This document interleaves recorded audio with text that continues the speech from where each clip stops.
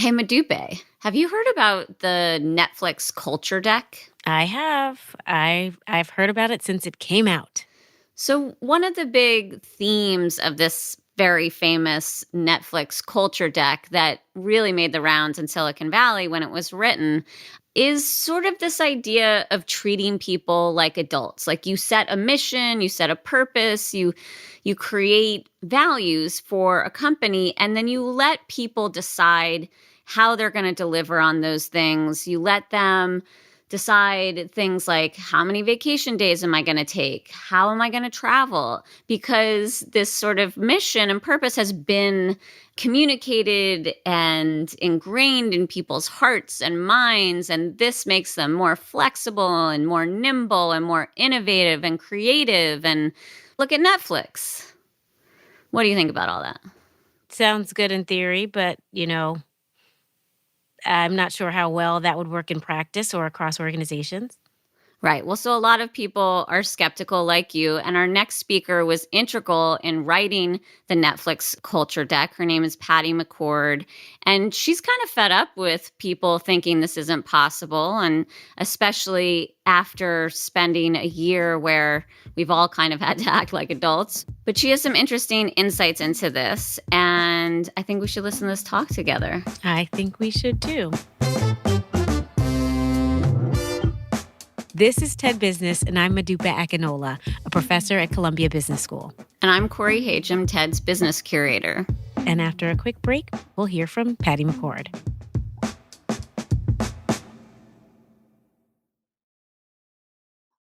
There's a new podcast from the TED Audio Collective that you might enjoy called Body Stuff with Dr. Jen Gunter. Body Stuff debunks the myths we've been told and sold about our health by exploring how the body works and some of the surprising backstories behind so-called cures. Is it actually possible to boost the immune system? Do we really need 8 glasses of water a day? Find out and follow Body Stuff with Dr. Jen Gunter wherever you listen to podcasts.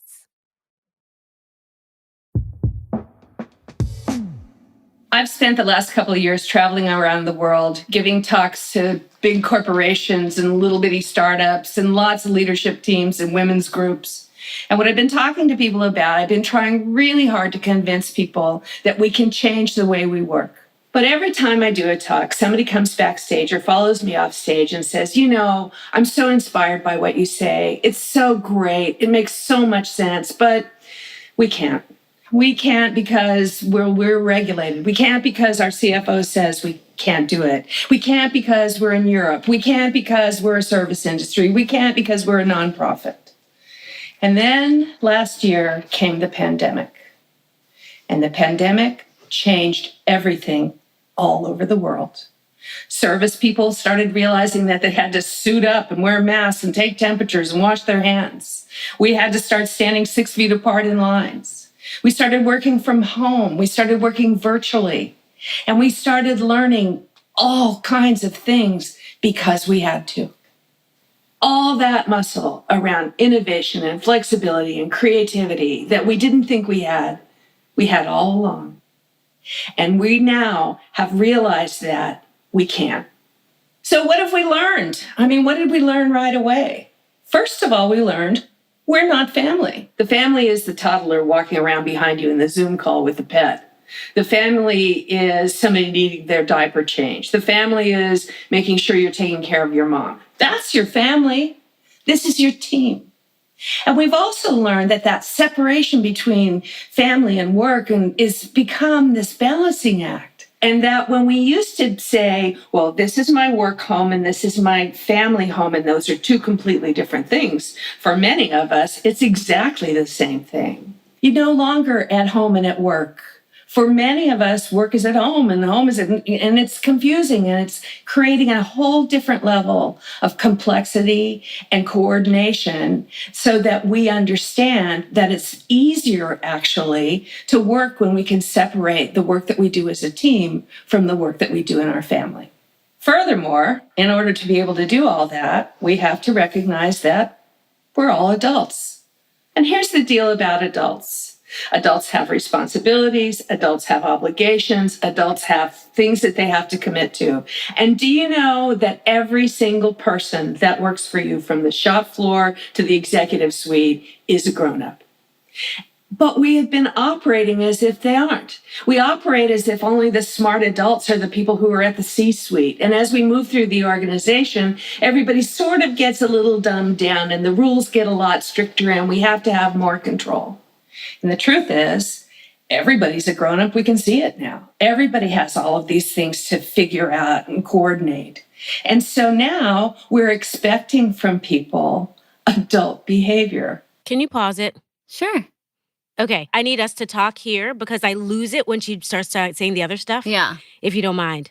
So Corey, here's my biggest challenge is like, how do you figure out this adult thing in some ways? Because, she's saying here that we're expected to be adults. Adults have responsibilities. Adults have obligations. And so can't we just treat people like adults? But the thing is, sometimes as adults, we don't know how to best prioritize things, and we sometimes do need rules to help me know my trade-offs between the multiple responsibilities and obligations I have. So I'm just struggling with that balance a lot in what she's saying. Well, I think it's interesting what you're saying is that in some ways, that's putting a lot on that person to have them decide everything on their own. And in some ways, rules really free you up to focus on the things that you need to focus on. And so maybe I don't want to make all those decisions by myself. Right. And then the other thing, though, is, okay, I'm a nerd and I looked up adult. And according to Merriam-Webster's dictionary, I'm afraid of what you're going to say. Yeah. It says fully developed and mature, grown up. Like that's the most important one. And I feel like people in organizations are developing and maturing. So a question we should all ask ourselves about this new stage that we're in is, where do I need more maturing? And if our organizations can help us a little bit, then this idea of not having to have as many rules could fly across the board. I don't know. I'm getting a little turned around in my head about when a rule can liberate us versus when a rule constrains us. And I think that's a tricky thing. I don't know that it's a hard and fast, treat everybody like they're fully developed and mature and grown up, and whether or not that is even possible. I do think it's interesting that she said we think people in the C-suite are more adult than people lower down on the ladder. And I actually worry that if we don't have rules, that can be exacerbated, actually, because sometimes people at senior levels are given more leeway around certain things. And if there aren't rules, then, that could be taken advantage of. And then what's your recourse around that? That is ultimately about power dynamics and what it means when you have power and what freedoms you have. And we know that people with power can take advantage of it. That's right. And we've seen that in the sexual harassment that's been going on in organizations. So again, the thing that I love is that we are adults. I'm just wondering what the boundaries are, because I know I'm not mature and fully formed and developed and need some elements of rules to be effective in my role. So that's, but we can hear more. What else does she have to say? What are you snacking on, Madube? Apples. We're now focusing on the results that matter, not the work. And the way we track it now is we don't walk by and see who's working. We pay attention to what people are doing. And I think that has always been the best metric. And you know what? For the first time in my life, the concept of best practices is out the window. And you know what? We don't care what Google's doing because we're not Google.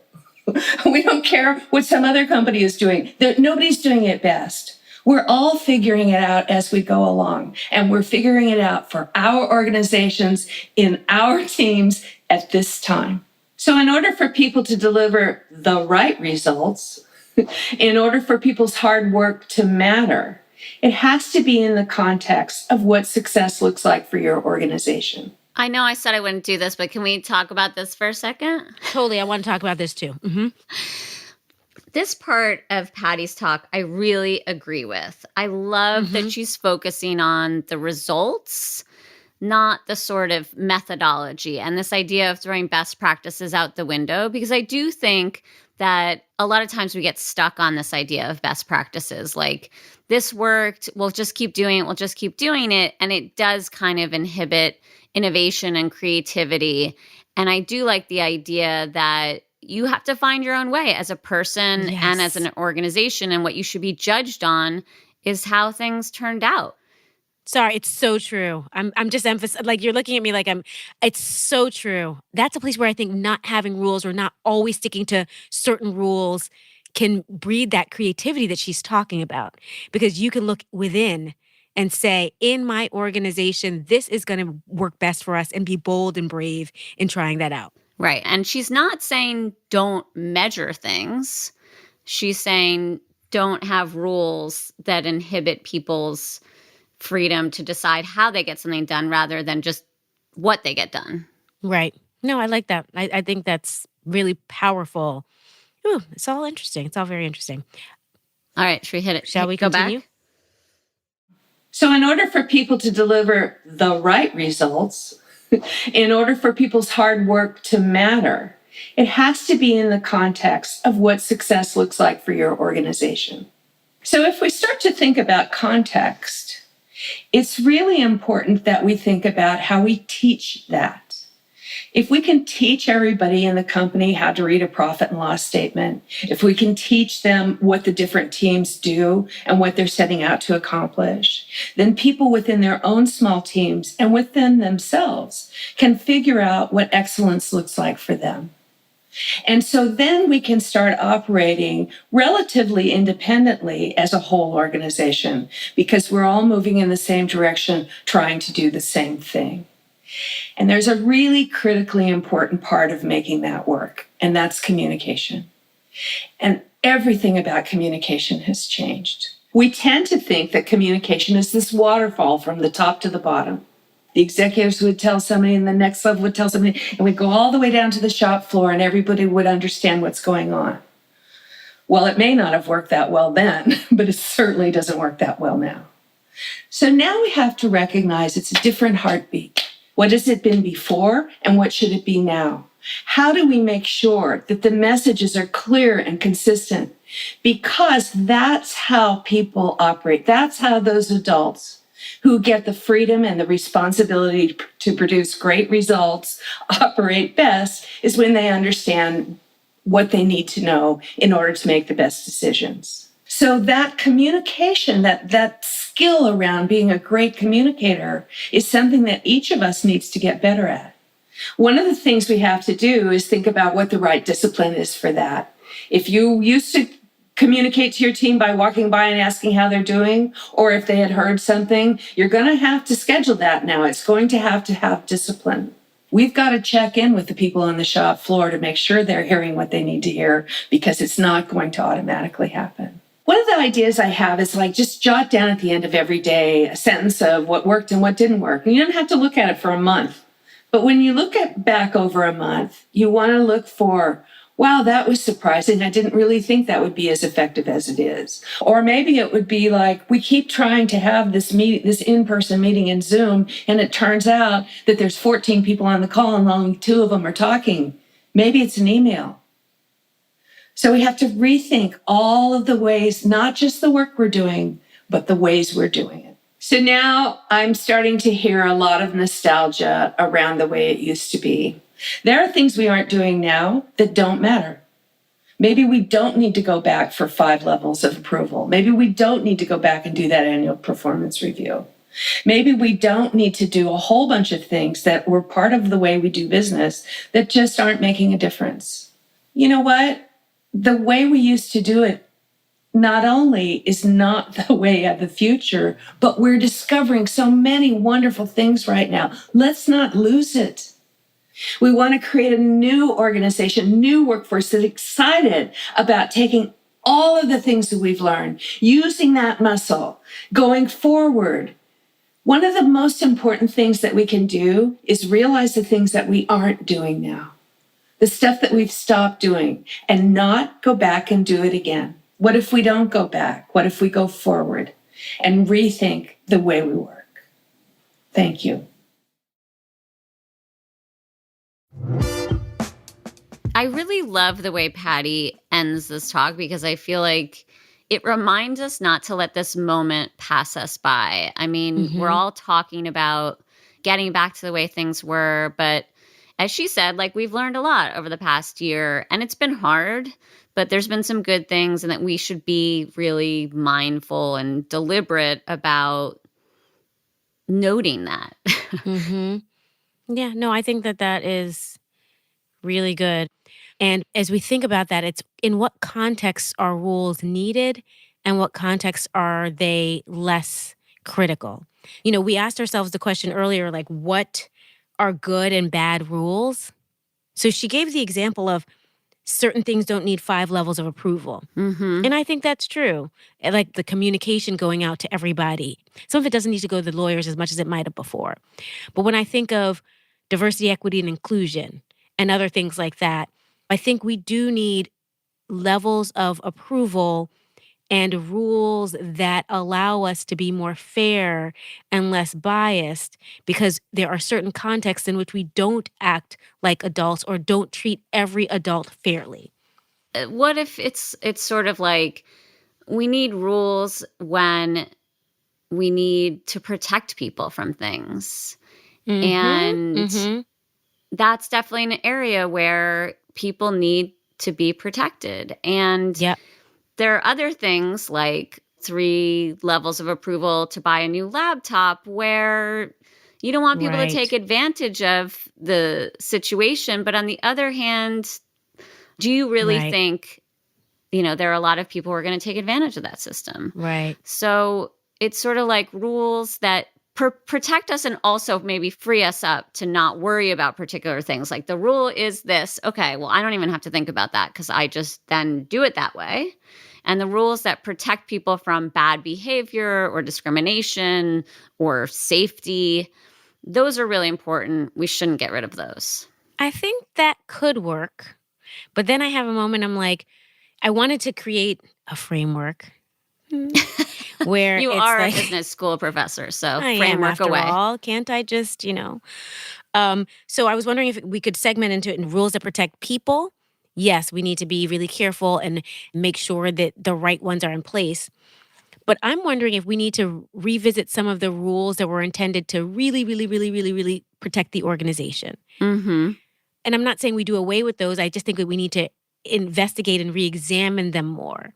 So a rule to protect the organization from someone stealing money means you need to have 10 levels of approval before you get a new pen. Right. Can we look at these a little bit differently now because people are working from home and they need pens at home and we'll be okay? Like, so things like that. I'm wondering, what do you think about my framework? What would you add? Is there another axis? Can it be a 2x2? So it's rules that protect people versus rules that protect the organization. I mean, on the other axis, it could be what empowers people versus what inhibits people. Ooh, I like that. People, organization, inhibit, and okay, we're getting... I think this is turning into a beautiful framework. The Akinola-Hajem framework. Right. Thank you, there's Patty. Thank you. People, there's organization, there's empower, there's inhibit. Okay. And I'm each liking rule it. could be plotted on this beautiful 2x2. 2x2. And considered. And I think Patty's point is well taken. Like, there's just, in most cases, probably too much oversight over lots of little things. And we've seen over the past year, people really perform and really do all that they can to support their organizations. Probably too much, probably working too hard. And we shouldn't just go back. We should go forward.